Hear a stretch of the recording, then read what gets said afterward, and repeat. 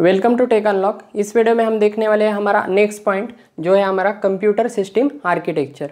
यहाँ पे देखिए, computer system can be categorise according to the number of CPUs और प्रोसेसर्स यूज्ड इन इट। यहाँ पे देखिए, आपका कंप्यूटर सिस्टम 3 पार्ट में या 3 सेक्शन में क्या होता है, यहाँ पे कैटेगराइज होता है depends upon number of CPUs और प्रोसेसर। आपके सीपीयू के काउंट के अनुसार या प्रोसेसर के काउंट के अनुसार आप क्या कर सकते हैं, 3 पार्ट में उसे कैटेगराइज कर सकते हैं। फर्स्ट देखिए यहाँ पे सिंगल प्रोसेसर सिस्टम, सेकंड है हमारा मल्टी प्रोसेसर सिस्टम्स और थर्ड है हमारा क्लस्टर्ड सिस्टम्स। तो यहाँ पे देखिए, फर्स्ट देखेंगे हम सिंगल प्रोसेसर सिस्टम।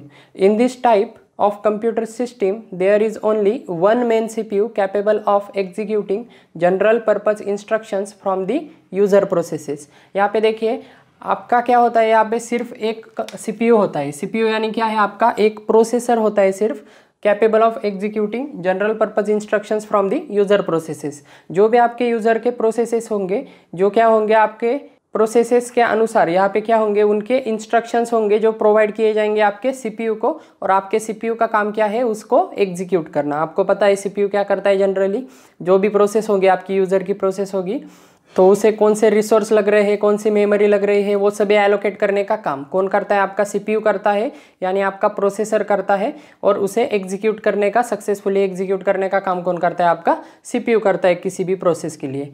तो नेक्स्ट देखिए, नेक्स्ट पॉइंट है हमारा other special purpose processors such as input output processors, disk controller and graphics controller. तो यहाँ पे देखिए, आपके स्पेशल पर्पज प्रोसेसर्स भी होते हैं। यहाँ पे देखिए, स्पेशल पर्पज प्रोसेसर्स भी होते हैं। फॉर एग्जांपल उन्होंने दिया है such as input output processor हो गया, डिस्क कंट्रोलर हो गए और ग्राफिक्स कंट्रोलर हो गए। तो यहाँ पे देखिए ETC are available as well. तो ये भी क्या होते हैं, आपके अवेलेबल होते हैं। All special purpose processors do not run user processes, they perform device specific instructions. यहाँ पे देखिए, स्पेशल पर्पज प्रोसेसर्स का काम क्या होता है, आपका यूजर प्रोसेस को रन करने का काम नहीं होता उनका। वो कौन करता है, आपका मेन सीपीयू करता है, यानी आपका जो मेन प्रोसेसर है वो करता है। तो इनका काम क्या होता है, they perform only device specific instruction. जिस भी डिवाइस पे वो यूज कर रहे हैं, मतलब जो भी डिवाइस हो उस पे वो काम कर रहे हैं, उसी डिवाइस के अकॉर्डिंग उसका क्या होता है, काम होता है। फॉर एग्जांपल यहाँ पे देखिए, disk controller processors receives request from main CPU and performs disk scheduling algorithm. यहाँ पे देखिए, डिस्क कंट्रोलर प्रोसेसर क्या करेगा, जो भी रिक्वेस्ट होगी आपकी, जो भी आपके मेन सीपीयू से आएगी तो उसे परफॉर्म करने का काम, एंड डिस्क शेड्यूलिंग एल्गोरिदम ये क्या होगा, परफॉर्म करने का काम कौन करेगा, आपका डिस्क कंट्रोलर प्रोसेसर करेगा। समझ में आ रहा है। Specific task, special purpose processor किस लिए यूज होते हैं, आपके स्पेसिफिक टास्क परफॉर्म करने के लिए। ये डिस्क कंट्रोलर प्रोसेसर क्या करेगा, आपका डिस्क शेड्यूलिंग एल्गोरिदम क्या करेगा, परफॉर्म करेगा। ये डिस्क शेड्यूलिंग एल्गोरिदम हमें ऑपरेटिंग सिस्टम सब्जेक्ट में है, तो ठीक है। तो नेक्स्ट देखिए, it relieves the main CPU from the overhead of disk scheduling. तो यहाँ पे देखिए, ये क्या करता है, रिलीव करता है आपके मेन सीपीयू को from the overhead of disk scheduling. तो यहाँ पे देखिए, रिलीव करता है मतलब क्या है, उसे ये क्या करता है, उसका काम कम करता है, उसका टास्क क्या करता है, कम करता है। और ये क्या करता है, डिस्क शेड्यूलिंग ये करता है। इसका मतलब क्या होगा, आपके मेन प्रोसेसर पे क्या नहीं पड़ेगा, डिस्क शेड्यूलिंग का लोड नहीं पड़ेगा। मतलब उसका काम क्या कर दिया, उसने डिवाइड कर दिया, मतलब इसने कर दिया, तो इस वजह से उसका लोड क्या हो जाएगा, ऑटोमेटिकली कम हो जाएगा। और यहाँ पे देखिए, ग्राफिक्स कंट्रोलर भी दिया है। आपको ग्राफिक्स कार्ड पता होगा, ग्राफिक्स कार्ड किस लिए यूज होते हैं, NVIDIA का ग्राफिक्स कार्ड आपने सुना होगा, जो क्या करते हैं, हम गेमिंग एप्लीकेशन होंगे या कुछ 3D सॉफ्टवेयर होंगे आपके, जो भी आपको ग्राफिकल रिलेटेड जो भी काम होगा उनके लिए आप जनरली क्या यूज़ करते हैं, ग्राफिक्स कार्ड यूज़ करते हैं। तो उनमें क्या होता है, आपका ग्राफिक्स कंट्रोलर होता है, जो उसमें क्या करता है, आपके ग्राफिक्स प्रोसेसिंग के लिए क्या होता है, वो जनरली यूज़ होता है। आपके GPU या ग्राफिक्स कार्ड जिसे आप कह सकते हैं, GPU में क्या होता है, वो जनरली यूज़ होता है। आपके प्रोसेसर में भी इनबिल्ड आपका ग्राफिक्स कंट्रोलर हो सकता है, जिसे हम क्या कहते हैं, APU कहते हैं। वो अलग कंसेप्ट है, या आपका डिफरेंट ग्राफिक्स कार्ड भी या सेपरेट ग्राफिक्स कार्ड भी यहाँ पे हो सकता है। समझ में आ रहा है। अलग अलग स्पेशल पर्पज प्रोसेसर होते हैं जिनका काम क्या होता है, एक स्पेसिफिक टास्क परफॉर्म करना आपके मेन सीपीयू को छोड़ के। नेक्स्ट देखिए, the computer system also contain a processor in keyboard that converts key strokes into code, sends to the main CPU. यहाँ पे देखिए आपके कीबोर्ड में भी एक क्या होता है, एक इनबिल्ट प्रोसेसर होता है जो जिसे हम क्या कहते हैं, कीबोर्ड प्रोसेसर कहते हैं, processor in the keyboard that converts key stroke into codes send to the main CPU. जो क्या करता है, आपको की स्ट्रोक क्या करता है, सेंड करता है इन दी कोड फॉर्म, कोड के फॉर्म में सेंड करता है किसे, आपके मेन सीपीयू को। मतलब यहाँ पे एक्चुअली क्या होता है, आपका कीबोर्ड प्रोसेसर ग्रिड मैट्रिक्स के जरिए क्या करता है, एग्जैक्ट लोकेशन क्या करता है, फाइंड आउट करता है जो भी आप की स्ट्रोक क्या कर रहे हैं, यहाँ पे प्रेस कर रहे हैं, और उसके अनुसार कीबोर्ड का प्रोसेसर उसे पहले प्रोसेस करता है और वो information in the form of code किसे सेंड करता है, आपके मेन प्रोसेसर को, यानी मेन सीपीयू को क्या करता है, सेंड करता है। समझ में आ रहा है। स्पेशल पर्पस प्रोसेसर भी होते हैं और आपका मेन प्रोसेसर भी होता है। सिंगल प्रोसेसर सिस्टम देख रहे हैं हम, इसके नाम में ही इसका मीनिंग है सिंगल प्रोसेसर सिस्टम, मतलब एक प्रोसेसर, मतलब एक सिस्टम में, आपके एक कंप्यूटर सिस्टम में, एक सीपीयू में क्या होगा, आपका सिंपली एक क्या होगा, प्रोसेसर होगा, सिंगल प्रोसेसर सिस्टम। ओके, तो यही था आपका सिंगल प्रोसेसर सिस्टम। सेकंड देखेंगे हम इसके बाद multi processor systems. Okay, second architecture है हमारा मल्टी प्रोसेसर सिस्टम्स। यहाँ पे देखिए सच सिस्टम हैव टू और more of the processors in close communication sharing memory बस एंड अदर पेरिफेरल डिवाइसेस। यहाँ पे देखिए सिंगल प्रोसेसर सिस्टम में क्या था, आपका एक सिंगल प्रोसेसर था, लेकिन आपके मल्टी प्रोसेसर में क्या होगा, दो या दो से ज़्यादा क्या होंगे, यहाँ पे प्रोसेसर होंगे जो क्या होंगे, क्लोज कम्युनिकेशन में होंगे। क्लोज कम्युनिकेशन होने के बाद यहाँ पे देखिए शेयरिंग मेमोरी भी होगी और यहाँ पे बस एंड अदर पेरिफेरल डिवाइसेस भी क्या होंगे, वहाँ पे कनेक्टेड होंगे। There are two basic types of multi processor systems. यहाँ पे देखिए दो मल्टी प्रोसेसर सिस्टम के दो टाइप होते हैं। फर्स्ट है आपका asymmetric multi processing and second है आपका सिमेट्रिक मल्टी प्रोसेसिंग। तो यहाँ पे देखिए in asymmetric multi processing system each processor is assign a specific task. यहाँ पे देखिए असिमेट्रिक मल्टी प्रोसेसिंग सिस्टम में क्या होता है, ईच प्रोसेसर को क्या किया जाता है, स्पेसिफिक टास्क क्या किया जाता है, यहाँ पे एलोकेट किया जाता है। नेक्स्ट देखिए it defines a master slave relationship. और यहाँ पे देखिए प्रोसेसर्स में क्या होता है, यहाँ पे मास्टर स्लेव रिलेशनशिप क्या होता है, यहाँ पे फॉर्म होता है। मास्टर स्लेव रिलेशनशिप मतलब क्या होगा, एक क्या होगा, उसका मास्टर होगा, मतलब वो क्या होगा, मालिक होगा, और सेकंड प्रोसेसर यानी जो भी उसके अंडर होंगे वो सभी क्या होंगे, उसके गुलाम प्रोसेसर, यानी आप कह सकते हैं स्लेव प्रोसेसर होंगे। तो यहाँ पे देखिए master processor controls the whole system and other processors called as slave processor. यहाँ पे देखिए आपका मास्टर क्या करेगा, आपके स्लेव प्रोसेसर को ऑब्वियसली क्या करेगा, कंट्रोल करेगा, मतलब इनडायरेक्टली उन्हें क्या करेगा, कमांड करेगा, कंट्रोल करेगा। Slave processors are either instructed by master और हैव प्रीडिफाइंड टास्क। यहाँ पे देखिए स्लेव प्रोसेसर यहाँ पे दो काम कर सकता है आपका, एक तो मास्टर का क्या कर सकता है, ऑर्डर फॉलो कर सकता है, या ऑलरेडी उसे प्रीडिफाइन कुछ टास्क अगर दिए होंगे तो उसे क्या करेगा, परफॉर्म करने का भी काम क्या कर सकता है, यहाँ पे कर सकता है। असिमेट्रिक में हमने अभी देखा कि आपके सभी प्रोसेसर क्या होते हैं, यहाँ पे अलग अलग काम करते हैं और उनमें क्या होता है, आपका मास्टर स्लेव रिलेशनशिप क्या होता है, यहाँ पे फॉर्म होता है। लेकिन यहाँ पे देखिए सिमेट्रिक मल्टी प्रोसेसिंग में क्या होता है, फिर in symmetric multi processing system SMP as shown in figure each processor is capable to perform all task within the operating system. यहाँ पे देखिए डायग्राम में आप देख सकते हैं symmetric multi processing system architecture. यहाँ पे क्या है, यहाँ पे देखिए कोई भी एक प्रोसेसर आपके ऑपरेटिंग सिस्टम के सभी टास्क क्या कर सकता है, परफॉर्म कर सकता है, वो उतना क्या होता है, यहाँ पे कैपेबल होता है। लेकिन यहाँ पे देखिए there is no master slave relationship exist, all processors are peer. यहाँ पे सभी प्रोसेसर क्या होते हैं, पीयर किए जाते हैं, और यहाँ पे मास्टर स्लेव रिलेशनशिप नहीं होता, मतलब सभी प्रोसेसर को क्या होती है, इक्वल प्रायोरिटी होती है, यहाँ पे कोई किसी को कंट्रोल नहीं करता। नेक्स्ट देखिए each processor has its own set of registers as well as private cache memory, physical memory shared by all processors. यहाँ पे देखिए हर एक प्रोसेसर को, सीपीयू मतलब क्या है, यहाँ पे प्रोसेसर है, प्रोसेसर 1, प्रोसेसर 2 एंड प्रोसेसर ये क्या है, 3 है। यहाँ पे प्रोसेसर 0 से स्टार्ट किया है, ये फर्स्ट प्रोसेसर है, ये सेकंड है और ये आपका थर्ड है। यहाँ पे देखिए हर एक प्रोसेसर को उसकी क्या होती है, रजिस्टर्स होते हैं और उसकी कैश मेमोरी होती है हर एक प्रोसेसर को। और यहाँ पे देखिए सभी आपके क्या करते हैं, यहाँ पे फिजिकल मेमोरी शेयर करते हैं, मतलब आपकी जो भी सेकेंडरी मेमोरी होगी, हार्ड डिस्क वगैरह जो भी होगी, वो क्या करते हैं, शेयर करते हैं बाय ऑल प्रोसेसर्स। नेक्स्ट देखिए In recent CPU design, multiple computing cores can be also included in a single processor chip. अब यहाँ पे देखिए रिसेंटली क्या है, यहाँ पे नए नए प्रोसेसर यहाँ पे इवॉल्व हुए हैं जिन्हें हम क्या कहते हैं, CPU डिज़ाइन इस तरह बनाया गया है कि आपके मल्टीपल कोर कंप्यूटिंग सिस्टम यहाँ पे क्या किए हैं, बनाए गए हैं। Multiple computing course can also be included in single processor chip. मतलब यहाँ पे देखिए एक ड्यूअल कोर का यहाँ पे सिस्टम दिया है। ड्यूअल कोर मतलब क्या है, यहाँ पे 2 कोर्स का सिस्टम है। मतलब एक कोर क्या है आपका, एक प्रोसेसर की तरह यहाँ पे काम करता है। एक्चुअली ये मिलकर क्या बनता है आपका, एक सिंगल प्रोसेसर बनता है। लेकिन आपके कोर क्या होता है, एक एक कोर आपका क्या कैपेबल होता है, आपका एक एक प्रोसेसर की तरह काम करने के लिए यहाँ पे कैपेबल होता है। यहाँ पे देखिए figure shows dual core processor design having 2 course on single chip. एक सिंगल चिप पे मतलब एक सिंगल सीपीयू पे, एक सिंगल प्रोसेसर पे यहाँ पे क्या होते हैं, 2 कोर्स होते हैं। Each core has its own registers and cache memory. और हर एक कोर को क्या होते हैं, यहाँ पे कैचे मेमोरी होती है और रजिस्टर होती है। और ये सभी क्या है आपका एक सिंगल चिप है, मतलब एक सिंगल सीपीयू है। और यहाँ पे देखिए हमने यहाँ पे क्या किया है, 3 अलग अलग प्रोसेसर यहाँ पे हमने क्या किए हैं, यूज़ किए हैं एक सिंगल सिस्टम में। और यहाँ पे देखिए एक सिंगल सिस्टम में यहाँ पे क्या है, एक ही प्रोसेसर में आपके क्या है, यहाँ पे 2 कोर यूज़ किए हैं। नेक्स्ट देखिए, ठीक है, तो समझ में आ रहा है आपको, ड्यूअल कोर प्रोसेसर में क्या है आपके 2 कोर यहाँ पे क्या कर रहे हैं, काम कर रहे हैं।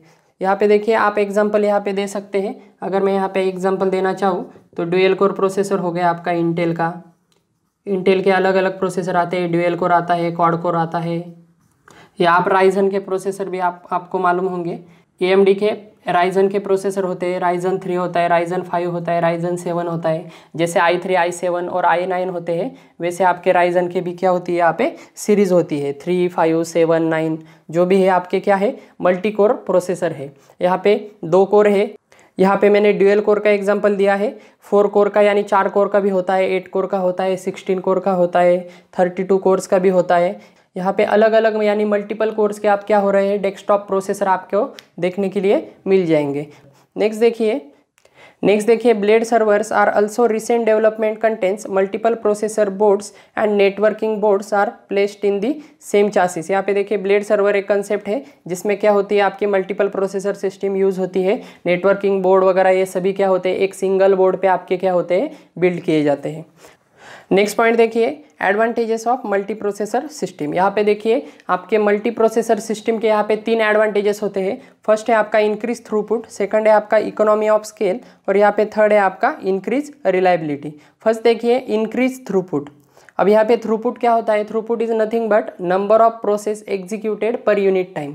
एक सिंगल यूनिट टाइम में कितने नंबर ऑफ प्रोसेस आप एग्जीक्यूट कर सकते हैं, ये क्या बन जाता है आपका, उस सिस्टम का क्या होता है, वो थ्रूपुट होता है। तो यहाँ पे देखिए as number of processors are increase the more completed in less time। तो यहाँ पे देखिए जैसे आपका क्या होता है, नंबर ऑफ प्रोसेसर का काउंट आपका क्या होता है, इंक्रीज होता है, तो more completed process in less time. तो आपके प्रोसेसेस क्या होंगे, मतलब आपके प्रोसेस को क्या लगेगा, आपका कम टाइम लगेगा। फॉर एग्जांपल यहाँ पे देखिए अगर मेरा एक सिंगल सीपीयू का एक सिस्टम है, तो यहाँ पे सिंगल सीपीयू का सिस्टम के लिए आपका एक ही सीपीयू है।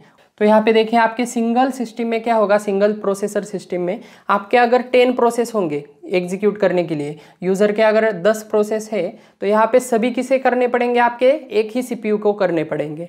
और फॉर एग्जांपल आपका एक सेकंड सिस्टम है, आपका मल्टी प्रोसेसिंग सिस्टम है जिसमें क्या है आपके 3 प्रोसेसर काम कर रहे हैं एट ए टाइम। ये क्या करेंगे, आपके 10 प्रोसेस में से एक एक प्रोसेस क्या करेंगे, पिक करेंगे। तो यहाँ पे देखिए एक ही टाइम पे आपके 3 प्रोसेस यहाँ पे क्या होंगे, CPU 0, CPU 1 और CPU 2 पे क्या करेंगे, काम करेंगे। समझ में आ रहा है। तो यहाँ पे देखिए एक प्रोसेस को अगर टाइम लग रहा है आपका 1 मिनट, तो आपके CPU एक सिंगल CPU को 10 प्रोसेस कंप्लीट करने के लिए कितना टाइम लगेगा, 10 मिनट लगेंगे। लेकिन 3 प्रोसेसर होने की वजह से यहाँ पे टाइम क्या हो जाएगा, डिवाइड बाय 3 हो जाएगा। समझ में आ रहा है। तो आपका टाइम ऑटोमेटिकली क्या हो जाएगा, यहाँ पे लेस आ जाएगा। तो यहाँ पे देखिए आपके नंबर ऑफ प्रोसेस कंप्लीट होंगे लेस टाइम में। अगर आपके मल्टी प्रोसेसर है तो सभी प्रोसेसर क्या करेंगे, एट ए टाइम साइमल्टेनियसली क्या कर सकते हैं, वर्क कर सकते हैं, मतलब वर्क करते ही है।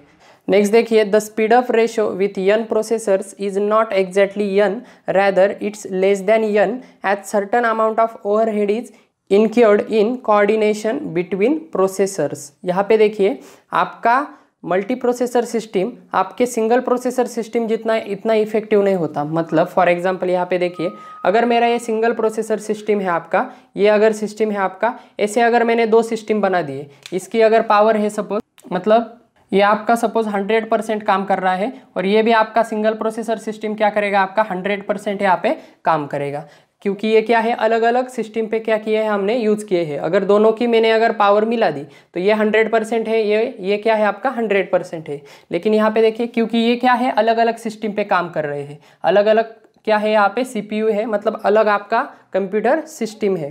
लेकिन यहाँ पे देखिए मल्टी प्रोसेसर सिस्टम में क्या होता है, एक ही CPU में आपके क्या है, यहाँ पे 2 प्रोसेसर है। इस वजह से यहाँ पे देखिए फर्स्ट प्रोसेसर अगर आपका 100% काम कर रहा है तो सेकंड प्रोसेसर उतने जितना काम नहीं करेगा, क्योंकि यहाँ पे क्या होता है, शेयर्ड मेमोरी होती है, आपका हार्डवेयर डिवाइसेस वगैरह सभी क्या होते हैं, यहाँ पे शेयर की जाते हैं। तो यहाँ पे शेयरिंग की वजह से थोड़ी बहुत क्या होता है, यहाँ पे ओवरहेड क्या होता है, ऑकर होता है। यहाँ पे देखिए थोड़ा बहुत ओवरहेड ऑकर होता है, और प्रोसेसर टू प्रोसेसर कम्युनिकेशन में भी क्या होता है, थोड़ा बहुत ओवरहेड क्या होता है यहाँ पे, मतलब टाइम लग जाता है। तो टाइम लगने की वजह से अगर आपके ये 2 अलग अलग सिस्टम 100% अगर काम कर रहे हैं तो आपका ये टोटल सिस्टम, ये सेकंड प्रोसेसर आपका 80% ही काम करेगा, तो टोटल सिस्टम आपका लगभग 180% तक क्या करेगा, यहाँ पे काम करेगा। समझ में आ रहा है? या अगर आपका 200% काम कर रहा है मिला के, तो यहाँ पे देखिए 2 प्रोसेसर आपका कितने % काम करेंगे, 180% यहाँ पे क्या करेगा, काम करेगा 200 में से। समझ में आ रहा है? तो यहाँ पे 20% का यहाँ पे क्या होगा, यहाँ पे ओवरहेड यहाँ पे ऑकर होगा, क्योंकि यहाँ पे प्रोसेसर टू प्रोसेसर कम्युनिकेशन के लिए भी यहाँ पे क्या लगेगा, टाइम लगेगा, और आपका यहाँ पे शेयरिंग होने की वजह से यहाँ पे क्या होगा, थोड़ा ओवरहेड यहाँ पे जनरेट होगा, क्योंकि कोऑर्डिनेशन बिटवीन प्रोसेसर्स क्या होता है, यहाँ पे टाइम लगता है। नेक्स्ट देखिए, लेकिन ऐसा होने के बावजूद भी यहाँ पे देखिए इकोनॉमी ऑफ स्केल क्या है, इसका एक सेकंड एडवांटेज है। इसका क्या मतलब है, यहाँ पे देखिए the cost of multi processor system is less than the equivalent multiple single processor systems. मतलब वो क्या कह रहे हैं कि आपके सिंगल प्रोसेसर के अगर आपने अलग अलग मशीन बनाए तो उनका कॉस्ट, और आपके एक सिंगल सिस्टम में मल्टीपल प्रोसेसर आपने यूज़ किए उसका कॉस्ट क्या होगा, ऑब्वियसली लेस होगा। कैसे लेस होगा, बिकॉज यहाँ पे देखिए main memory storage and input output devices are shared by them. यहाँ पे देखिए वो क्या कहना चाहते हैं कि आपके मल्टी प्रोसेसर, आपके सिंगल प्रोसेसर सिस्टम में क्या होगा, यहाँ पे देखिए आपका ये सिंगल सिस्टम है, सिंगल प्रोसेसर सिस्टम है, और ये भी आपका क्या है, सिंगल प्रोसेसर सिस्टम है। नेक्स्ट देखिए आपका ये क्या है, मल्टी प्रोसेसर सिस्टम है, multi processor system. Single processor system में क्या होगा, आपको मेन मेमोरी लगेगी, उसके बाद देखिए सेकेंडरी मेमोरी लगेगी, उसके बाद उसके जो भी अदर कंपोनेंट है, डिवाइसेस है, कैबिनेट है, जो भी उसको इनपुट आउटपुट डिवाइस लग रहे हैं वो सभी क्या लगेंगे, अलग लगेंगे। यहाँ पर भी क्या होगा, यहाँ पर भी सेम लगेगा, क्योंकि यहाँ पे 2 अलग अलग क्या है, सिंगल प्रोसेसर सिस्टम है। लेकिन यहाँ पे देखिए मल्टी प्रोसेसर सिस्टम में क्या होता है, CPU आपके 2 है, ठीक है, CPU आपके क्या है, यहाँ पे मल्टी प्रोसेसर है, मतलब 2 CPU यहाँ पे काम कर रहे हैं। लेकिन यहाँ पे मेन मेमोरी दोनों के लिए क्या है, यहाँ पे शेयर्ड है। समझ में आ रहा है? सेकेंडरी मेमोरी शेयर्ड है, डिवाइसेस भी क्या है, यहाँ पे शेयर्ड है। उसकी बस हो गए या कंट्रोलर्स हो गए, जो भी है इनपुट आउटपुट डिवाइसेस है, सभी क्या है, यहाँ पे शेयर्ड है। तो यहाँ पे देखिए ऑब्वियसली कॉस्ट किसकी कम होगी, आपके मल्टी प्रोसेसर सिस्टम की, क्योंकि इसमें क्या है, शेयर्ड कंसेप्ट हमने यूज़ की है, मतलब क्योंकि इसमें क्या है, शेयर्ड मेमोरी यहाँ पे यूज़ होती है। और सिंगल प्रोसेसर सिस्टम क्या है, यहाँ पे आपका ज़्यादा कॉस्टली है। इसकी पावर और इसकी पावर क्या होगी, यहाँ पे सेम होगी। ये क्या होगी, आपकी 200% काम करेगी और ये 180% यहाँ पे काम करेगी। फिर भी हम यहाँ पे कौन सा चूज़ करते हैं, हम मल्टी प्रोसेसर सिस्टम ही यहाँ पे चूज़ करते हैं, क्योंकि ये क्या है, इकोनॉमी ऑफ स्केल है, मतलब इकोनॉमिकली क्या है, आपका कॉस्ट इफेक्टिव है, लेस कॉस्ट है। समझ में आ रहा है? नेक्स्ट देखिए थर्ड एडवांटेज है हमारा, increase reliability. If work is distributed properly among multiple processors then the failure of one processor will not halt the whole system. यहाँ पे देखिए अगर यहाँ पे हमने क्या किया है, वर्क सभी प्रोसेसर में अगर हमने डिस्ट्रीब्यूट किया है, फॉर एग्जांपल यहाँ पे देखिए ये हमारा सिंगल प्रोसेसर सिस्टम है, यहाँ पे मैंने सपोज यहाँ पे क्या किया है, 10 हमारे प्रोसेस है, यहाँ पे क्या है, हमारे 10 प्रोसेस रन होने वाले हैं। तो सिंगल प्रोसेसर सिस्टम में क्या होंगे, 1 बाय 1 क्या होंगे, वो रन होंगे। लेकिन यहाँ पे देखिए मल्टी प्रोसेसर सिस्टम में क्या होगा, यहाँ पे देखिए मल्टी प्रोसेसर सिस्टम है, यहाँ पे 3 प्रोसेसर है और मेरे क्या है 10 वर्क, यहाँ पे 10 प्रोसेस मुझे क्या करने हैं, प्रोसेस करने हैं। सभी मैंने यहाँ पे सपोज यहाँ पे 3 कर दिया, यहाँ पे 3 प्रोसेस कर दिए इस सेकंड में, और इस थर्ड में मैंने क्या कर दिए, 4 प्रोसेस कर दिए। तो यहाँ पे देखिए डिस्ट्रीब्यूट हो गया है आपका वर्क। अगर मेरा एक प्रोसेसर अगर फेल हो गया, यहाँ पे देखिए क्या कंसिडर किया जा रहा है, 1 processor will not halt the whole system. तो यहाँ पे देखिए अगर मेरा ये एक प्रोसेसर यहाँ पे फेल हो गया तो क्या होगा, ये 3 प्रोसेस आपको क्या करने पड़ेंगे, आपका ऑपरेटिंग सिस्टम क्या करेगा, इन 2 प्रोसेस में क्या कर देगा, डिवाइड कर देगा। सपोज यहाँ पे मैंने +1 कर दिया और यहाँ पे मैंने +2 कर दिया। तो यहाँ पे समझ में आ रहा है आपको कि यहाँ पे आपके प्रोसेस यहाँ पे क्या हो जाएंगे, डिवाइड हो जाएंगे आपके मल्टी प्रोसेसिंग सिस्टम में। लेकिन आपके सिंगल प्रोसेसिंग सिस्टम में क्या है, सिर्फ एक ही प्रोसेसर है। यहाँ पे क्या है, सिर्फ आपका एक ही प्रोसेसर है, ये सिंगल प्रोसेसर है। अगर ये फेल हो गया, ये अगर फेल हो गया तो आपका पूरा सिस्टम क्या हो जाएगा, हॉल्ट हो जाएगा। हॉल्ट हो जाएगा मतलब पूरा सिस्टम आपका फेल हो जाएगा। आपके जो भी प्रोसेस हो रहे हैं वो सभी क्या हो जाएंगे, आपका बंद हो जाएगा। समझ में आ रहा है। मल्टी प्रोसेसर सिस्टम में क्या होता है, एक प्रोसेसर अगर फेल हो जाए तो आपका वर्क अदर प्रोसेसर में क्या हो जाता है, डिवाइड हो जाता है। लेकिन सिंगल प्रोसेसर सिस्टम में एक ही प्रोसेसर है, ऑब्वियसली अगर वो बंद हो गया तो आपका सभी काम क्या हो जाएगा, ऑब्वियसली स्टॉप हो जाएगा। समझ में आ रहा है। नेक्स्ट देखिए, rather it only slows down. यहाँ पे देखिए अगर आपका वर्क क्या हो गया, सपोज डिस्ट्रीब्यूट हो गया, ये प्रोसेसर फेल हो गया और आपका वर्क यहाँ पे डिस्ट्रीब्यूट हो गया, तो सिंपली क्या होगा, ये तीनों प्रोसेसर क्या हो रहे थे, आपके एक ही बार काम कर रहे थे, CPU 1, CPU 2 और CPU 3। तो यहाँ पे देखिए फर्स्ट प्रोसेसर अगर फेल हो गया तो इसका लोड किससे जाएगा, आपके 2 प्रोसेसर को जाएगा, और ऑब्वियसली इसका टाइम क्या हो जाएगा, थोड़ा इंक्रीज हो जाएगा।